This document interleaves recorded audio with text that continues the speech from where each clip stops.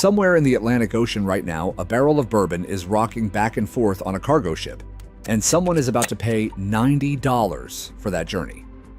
Jefferson's Ocean launched in 2012 with a concept so cinematic, it practically directed its own commercial. Bourbon barrels cross the equator aboard ships, exposed to salt air, temperature swings, and constant motion for months at a time.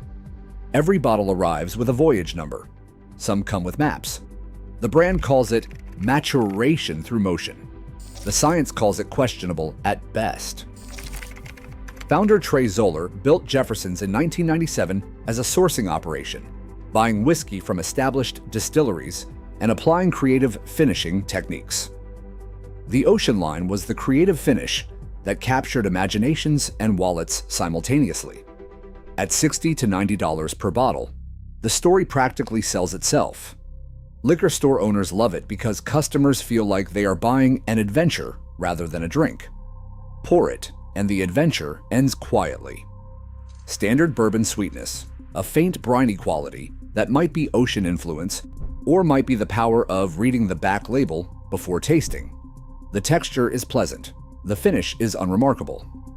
Blind tastings routinely fail to distinguish ocean expressions from landlocked bourbons at half the price.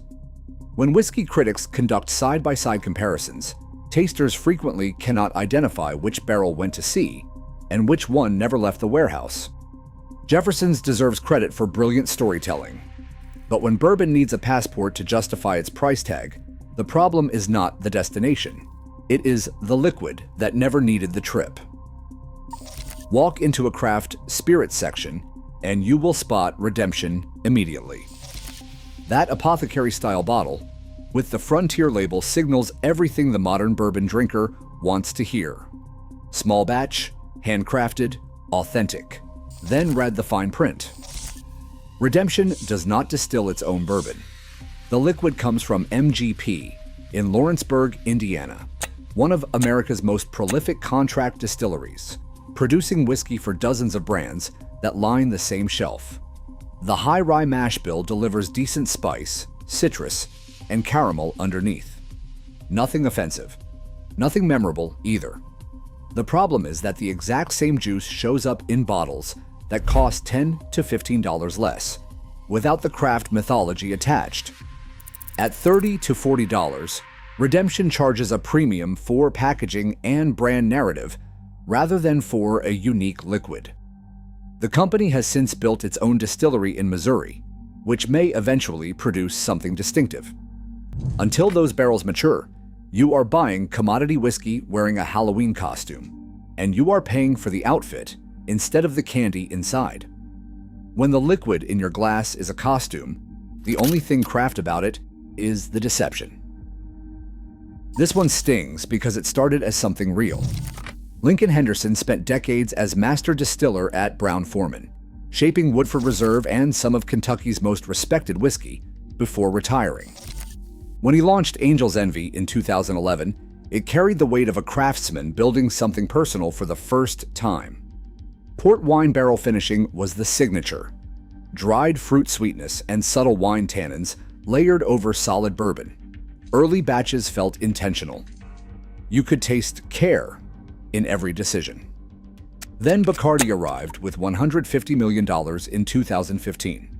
Production scaled to meet corporate growth targets. Distribution went nationwide, then international. The bourbon at $50 to $60 is still pleasant. The curved bottle still looks beautiful on a shelf.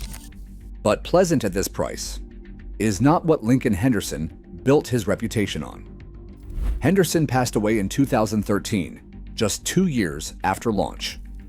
He never saw the Bacardi deal. He never saw his small batch experiment become a corporate product line. The port finish remains. The soul that created it sailed with the man who made it. Now, let us talk about a founding date that belongs to a ghost. Michter's wraps itself in heritage so thick you can barely see the whiskey underneath. The marketing references a Pennsylvania distillery supposedly established in 1753, making it the oldest whiskey brand in America, older than the country itself. That story appears on every bottle, every website page, every press release. Here is what the story leaves out.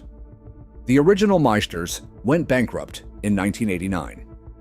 The distillery was auctioned off to pay creditors. The historic facility in Schaefferstown, Pennsylvania, was eventually demolished. The building does not exist anymore. The current company, founded in 1997 by Joseph Magliocco, purchased the trademark and built an entirely separate operation in Louisville, with no physical connection to that colonial history beyond a name on a piece of paper. At $45 to $55, Meister's US1 delivers solid but unremarkable bourbon. Butterscotch and vanilla on the nose. Brown sugar and mild spice on the palate.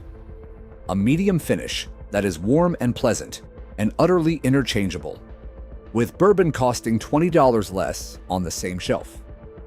The liquid is not bad. It is not $50 liquid either.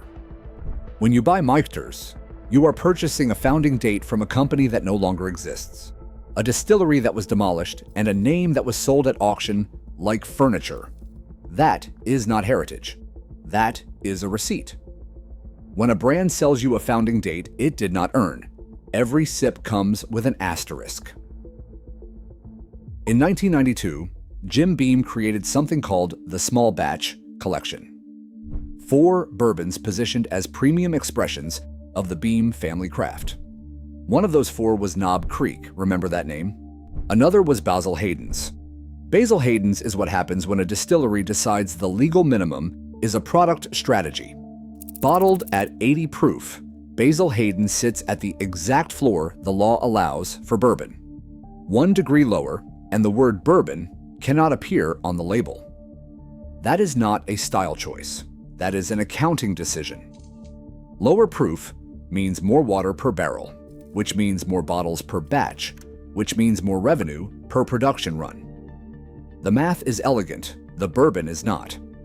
At $40 to $50, the tall, slender bottle with the metal band and dignified label signals sophistication from across the aisle. Then you pour it, and the sophistication evaporates faster than the finish. Light caramel, faint rye spice, a whisper of vanilla. Then nothing. The flavor leaves the glass like a guest who showed up to a party, realized they were at the wrong address, and slipped out before anyone noticed. Imagine ordering the premium steak at a restaurant and receiving a fillet sliced so thin you can read the menu through it. Technically, it is still fillet. Technically, Basil Hayden's is still bourbon. But in both cases, someone took what should have been substantial and made it invisible on purpose. Beam designed this bottle to convert wine drinkers and whiskey beginners. Restaurants stock it because it never challenges a single guest. Bars pour it because nobody sends it back. But at $50, nobody should have to wonder where their money went. When the legal minimum becomes the product strategy, the drinker becomes the mark. 5 bottles. 5 different ways the bourbon industry reaches into your wallet while handing you less than you paid for. Boat rides, and bought names, and corporate acquisitions, and minimum proof disguised as refinement. That is the gauntlet. If this kind of honesty saves you money, subscribe now, because the next 5 bottles are going to make you angry you did not find them sooner. Walk into any liquor store in Kentucky and find the bottle that locals actually pour when nobody is watching. Evan Williams Bottled in Bond sits on the lowest shelf, wearing a label so plain it practically apologizes for existing. At $15 to $18, this Heaven Hill workhorse delivers what the Bottled in Bond Act of 1897 was designed to guarantee. 1 distillery, 1 distilling season, aged at least 4 years. Bottled at exactly 100 proof. Those are not marketing promises. Those are federal requirements backed by law. The nose brings rich caramel, vanilla custard, and baking spice that suggest something 3 times the price. The palate delivers brown sugar sweetness, charred oak, and cinnamon warmth that builds without becoming aggressive. At 100 proof, it carries genuine weight. Ice opens it up. Cocktails built on this foundation taste the way cocktails are supposed to taste. Evan Williams, bottled in bond, costs less than 2 fast food meals and outdrinks bottles that require a week's grocery budget. No gimmick, no story, no voyage number, no stag on the glass. Just bourbon that passed a federal integrity test most premium brands never bother taking. Heaven Hill could charge double, and the market would pay it without blinking.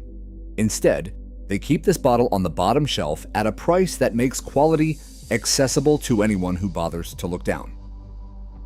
The name does not help. Old Granddad sounds like something your grandfather kept in a cabinet because nothing better existed. The label looks like it was designed in the 70s and never updated. The marketing budget is zero. Beam Suntory puts their money behind flashier brands, and shelf placement buries this bottle next to plastic handles and off-brand mixers. None of that reflects what is inside. Old Granddad Bonded uses the same high rye mash bill that has defined this bourbon since the 1880s. At 100 proof and bonded under the same federal standards as Evan Williams above, it delivers immediate complexity that stops you mid-pour. Cinnamon and nutmeg on the nose, honey and ripe fruit underneath. The palate follows with caramel, baking spice, and a rye-forward kick that provides structure no gentle sipper can match. The finish lingers with warmth and pepper that rewards patience. At $18 to $22, this bottle represents a market failure that benefits anyone smart enough to notice.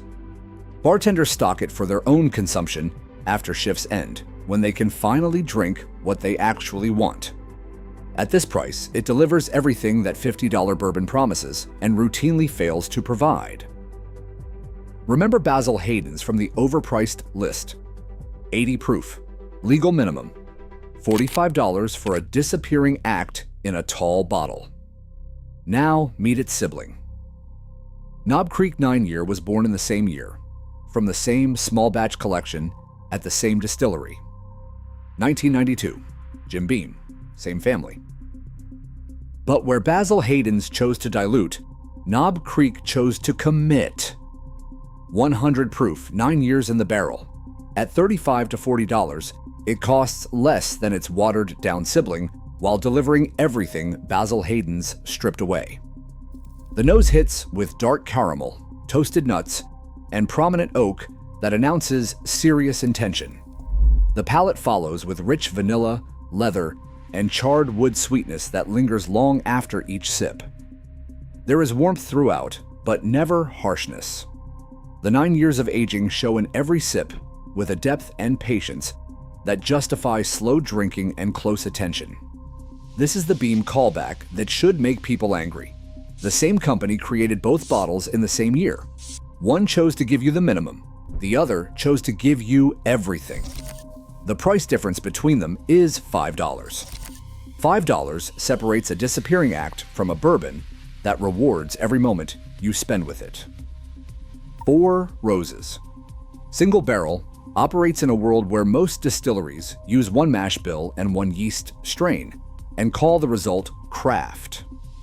4 Roses uses 2 distinct mash bills and 5 proprietary yeast strains, creating 10 unique bourbon recipes that they blend or bottle individually depending on the expression. Single barrel expressions pull individual barrels selected for peak maturity and exceptional character. At $45 to $55, this bourbon does not need scarcity or hype to justify its price. The nose opens with ripe fruit, honey, and floral spice that separates it immediately from simpler competitors. The palate delivers caramel, vanilla cream, and cinnamon warmth with an elegance that surprises on the first sip and deepens on the second. Each barrel varies slightly, which means repeat purchases offer genuine discovery rather than repetition. The 100 proof bottling carries weight without ever turning aggressive. 4 Roses built its following through the word of mouth. No celebrity endorsements, no artificial scarcity, no allocated releases requiring relationships with store managers. Just excellent bourbon, available on shelves for anyone who bothers to look past the hype. In an industry increasingly obsessed with hunting and hoarding, this bottle represents what bourbon should be. Craftsmanship you can actually buy. Quality you can actually taste.